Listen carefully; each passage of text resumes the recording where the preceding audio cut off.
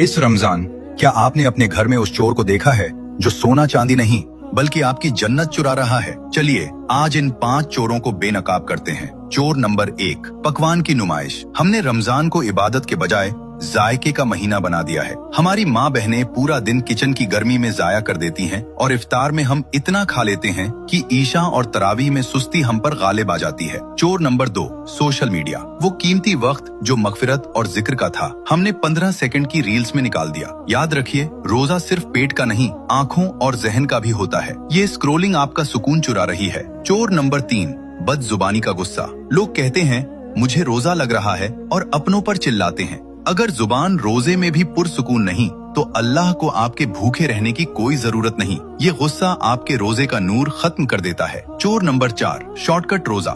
सहरी खाई और सीधा जोहर या असर के वक्त उठे ताकि रोजे की भूख महसूस ही न हो। रोजा वक्त काटने का नहीं बल्कि उन भूखे लम्हों में अपने रब को याद करने का नाम है। सोने से वक्त तो निकल जाएगा लेकिन सवाब नहीं। चोर नंबर 5, आखिरी लम्हे की गफलत। इफ्तार से 10 मिनट पहले जब हर दुआ कबूल होती है, उस वक्त हमारी माँ बहनें किचन में पकौड़े तल रही होती हैं और हम दस्तरख्वान के स्नैप्स बनाने में मसरूफ।